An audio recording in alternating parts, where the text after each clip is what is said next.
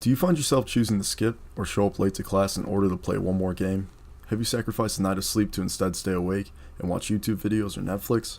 Is your excessive computer use interfering with your daily life, relationships, work, or school? If you answered yes to any of the previous questions, you may have fallen victim to this up-and-coming disorder, internet and gaming addiction. If you suffer from anxiety or depression, you may turn to the internet to fill a void. The reasonings behind internet addiction concluded that one's desire to find new friends online, escaping unpleasant feelings, and surpassing challenges to achieve victory fueled a desire to use the internet. This same reasoning applies to those who are socially awkward or shy because the internet allows for the individual to control what information goes public through the self-discrepancy theory. Or better put, Tori Higgins explains the theory as the spiritual self, which included one's own moral sensibility and conscience, and the social self, which included the self that is worthy of being approved by the highest social judge. Society is becoming more dependent of the internet as technology continues to advance. We use it for work, school, maintaining a social life, entertainment, etc. The recently new massively multiplayer online game, Fortnite, has begun to open society's eyes concerning internet and gaming addictions. The game is played by more than 200 million players, breaking the previous record of around 8 million players, held by World of Warcraft. Without argument, the popularity of gaming alongside internet use has increased tremendously over the recent years, and it is warranted that these two mediums affect everyone of all ages. Dr. Steiner Adair, currently holding a private practice in Cambridge, Massachusetts, discovered an alarming trend among children in China and South Korea, where the government estimates roughly 1 in every 10 children between the ages of 10 and 19 is addicted to the internet. Steiner Adair then decided to analyze the American population in 2014, where she found about 16% of 25-year-olds are involved in compulsive internet use.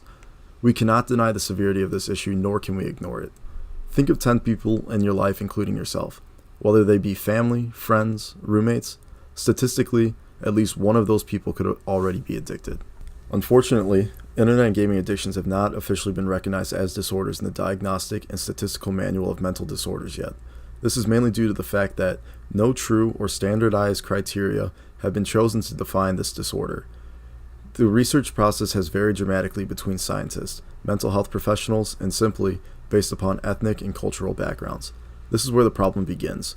Without consistent research, society is unable to draw the proper conclusions about the issue. Excessive internet and gaming use are considered to be an addiction when one's online activities begin to interfere with tasks in their daily life. Some symptoms connected with internet and gaming addictions range from feelings of guilt, isolation, procrastination, and boredom with routine tasks, just to name a few. These symptoms are common yet detrimental without proper precautions. As I continue to emphasize the large number of people this affects, it is also important to explain why something should be done. Internet and gaming addiction is a behavioral problem mirroring that of someone with a narcotic addiction, meaning any addiction structurally changes parts of your brain, rendering you unable to prioritize your life, with the internet taking precedence to necessary life tasks. Cuss also states that the withdrawal process between the two is analogous.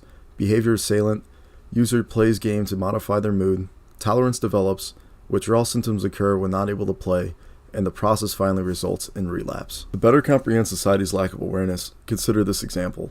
My child is addicted to heroin versus my child is addicted to the internet.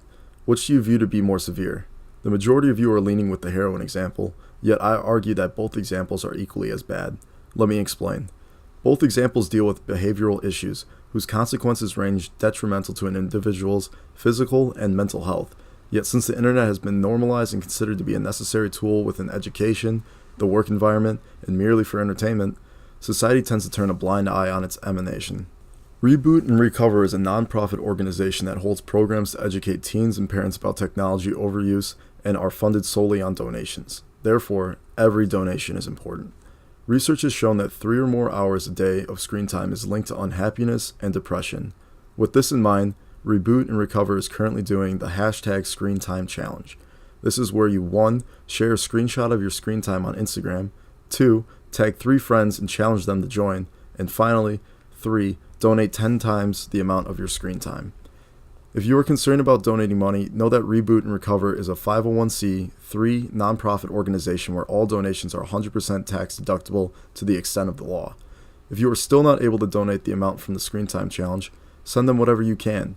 They are funded solely on donations, so every donation counts. They also make all their transactions through PayPal, a popular third-party website that protects all of your private and sensitive banking information. If you are still unable to contribute to Reboot and Recovery, consider following them on Instagram, Twitter, and Facebook. They post several articles and pictures concerning excessive internet use, and sharing their content with the rest of your followers could help a family, friend, or stranger out.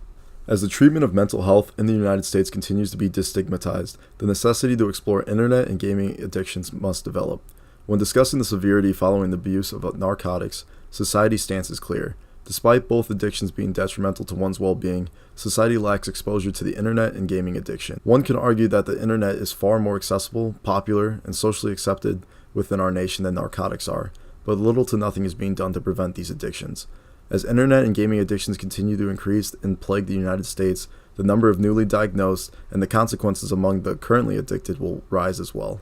Technology and societal dependence will not pause for research. Therefore, our risk of becoming addicted will only rise until we become educated.